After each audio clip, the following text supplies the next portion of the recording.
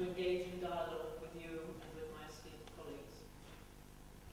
My work in the field of interreligious dialogue began with the visit of the Pope to Israel in the year 2000. Later that same year, the second Intifada broke out, and the Middle East descended once again into violence. Over the last 11 years, I've worked in the field of peace building, specializing in interreligious dialogue, and in particular working with Israeli and Palestinian women in Jerusalem. I should perhaps begin by clarifying that I do not believe that women are inherently biologically programmed to be more peaceful than men. I do believe, however, that the way women tend to be brought up and the different roles that women often play in society give them different skills and gifts that can be brought to the field of peace building. When I sat down to write this talk, I tried to think of a female figure from the Hebrew Bible that I could take as the model for the role of women in peace building. You may not be surprised to hear that most of the female characters do not come out well. Women's relations in the Old Testament seem frequently to be more characterized by bitter rivalry than by good relations and harmony. Sarah and Hagar certainly offer no immediate inspiration. Rebecca plays off her sons one against the other. Miriam plays a leading role, but very much in support of her brothers. Dinah, Leah's daughter, comes to mind. After all, she goes out to meet the women of the land, but she comes to a cruel fate and is harshly punished for her openness. What, then, is the Jewish model I should take for talking about the role of women in peace building? I would like to suggest a rather unlikely text for my source, but one that captures many of the essential features of women's roles in international peace building. I think you all have a copy of Exodus 26, verses 1 to 6, which is what I should use as my text. In this chapter in Exodus, we read the detailed instructions for the construction of the ark and the tabernacle. I will admit that even though it all sounds very beautiful, my eyes do tend to glaze over as we read through the tiniest details of the measurements and the cloths and the gold and the jugs and the candelabra and so on and so forth. What on earth does this have to do with peace building, you may well ask. But if you look closely at the instructions for the curtains of the tabernacle in chapter 26, verse 3, you will find something intriguing. It turns out that we have here the instructions not only for building the tabernacle, but also a model for the role of women in nurturing peace. The English translation doesn't seem very promising. 5 of the cloths shall be joined to one another. But if we examine the Hebrew more closely, we find something much more interesting. Hamesh hayuriot tiena chovrot isha el achota. The phrase translated as to one another in most English translations actually means a woman to her sister. Isha el achota. So the instructions begin with 10 beautiful curtains, blue and purple and scarlet. On one side, 5 are joined to each other, a woman to her sister. On the other side, the other 5 are also joined to each other, a woman to her sister. So making the admittedly long leap to the role of women in peace building, I would like to suggest that one of women's strengths and one of the things that makes women particularly gifted in peace building is their networking skills, their ability to connect one to another, a woman to her sister. Carol Gilligan suggests that whereas men view society as a hierarchy and want to be at the top, women view society as a web of relationships and want to be in the center. They therefore spend time and energy on building their webs or networks, and these same networks create spheres of influence that women can utilize in their peace-nurturing work. Whether it's their family and community ties or their professional networks, women can spread their influence in a wide circle of impact, working in concentric circles rather than in a hierarchical manner. In addition, these connections that women form to each other give them the ability to sense the public mood in a way that men may not. Women are embedded in the social bedrock of society. Women can keep their fingers on society's pulse, away from the newsrooms and the political manoeuvring that may go on in public, to what ordinary people are saying and really thinking behind the scenes. The instructions tell us that on each side we need to join cloths of different colours together. In our context, this stresses the importance of working with women from different backgrounds. In the context of the Israeli-Palestinian conflict, on both the Israeli and the Palestinian sides, we need to make sure that women from different backgrounds are involved in peace-building activities, not just left-wing, secular, committed feminists. We must reach out to women of different ideological hues and bring them into the conversation. I believe this is one of the strengths of dialogue. It makes it possible to draw a wide range of people into a transformative process of getting to know the other, of seeing the face of God in the face of the other, as Jacob says when he meets Esau once again after many years of bitter separation. Let's come back to the text. In verses 4 and 5, we are instructed to make loops of blue wool on the edge of the outermost cloth of each set. 50 loops on each end cloth. The loops to be opposite one another, or if we look again at the Hebrew, makbilot halulawot isha el achotah. The loops should be parallel or equivalent, each woman to her sister.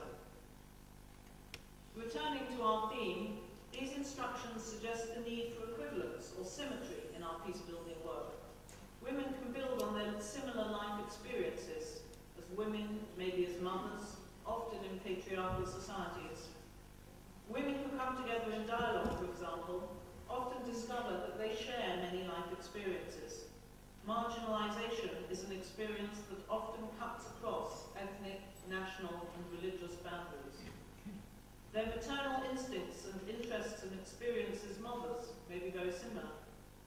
Motherhood can provide the powerful motivation needed to bring women together across national and ethnic divides, building on their desire to build a better world to protect their children. But women often share many experiences beyond motherhood, as wives, as daughters, as sisters, as professional women. In a dialogue context, our instructions tell us that we need to build equivalency into the group and to maintain a certain degree of balance between the two sides. On some levels, this can be obvious. In one women's dialogue group, we just chose to make the language of dialogue English. That decision meant that only educated professional women could participate in the group, but that in turn guaranteed a certain balance in the group. Other groups work in a mixture of Hebrew and Arabic, ensuring that all the women can speak their own languages and working with translators. That brings its own complications. But language balance is not the only relevant factor. As Allport suggests in his contact theory work, power relations need to be carefully considered. Often the Jewish side in a dialogue group in Israel can be significantly stronger than the Palestinian side, a reflection of the outside reality.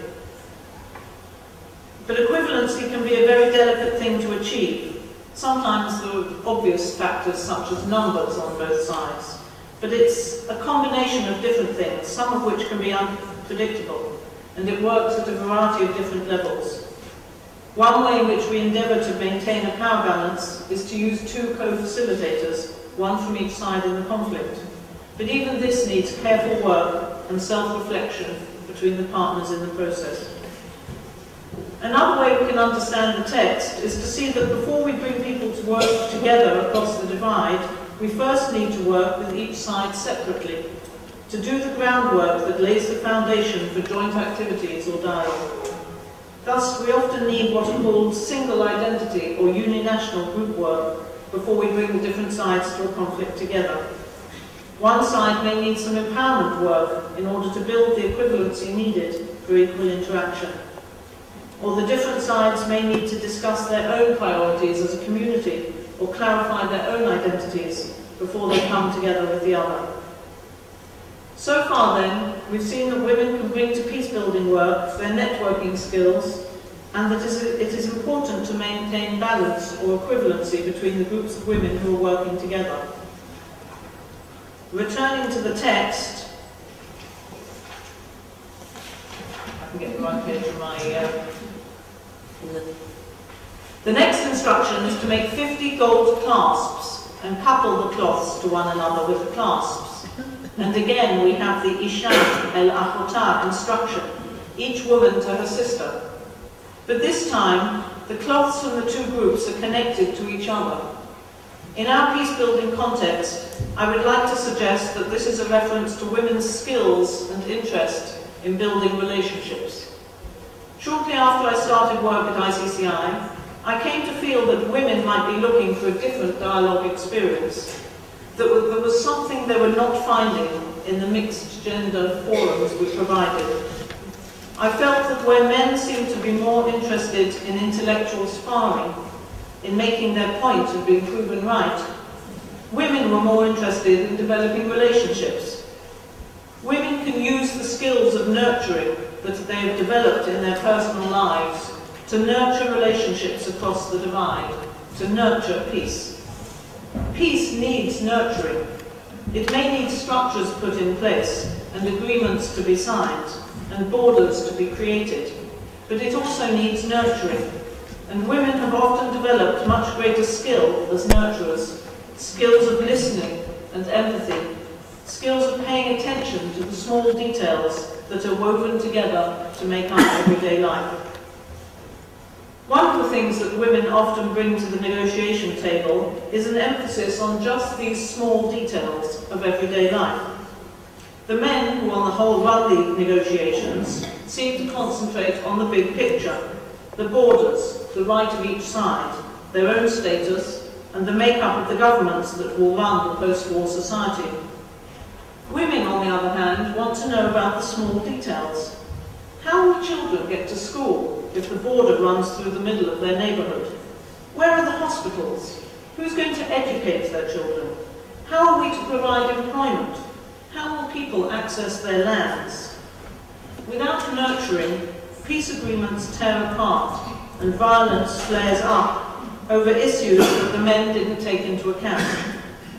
One of the factors that is often cited as responsible for the breakdown of the Oslo Accords is the fact that for Palestinians, life didn't get any better. In fact, in many cases, everyday life became harder with checkpoints and borders dividing the regions under Israeli and Palestinian control. Women are used to organising the practicalities of everyday life, and these are all essential aspects of any peace agreement.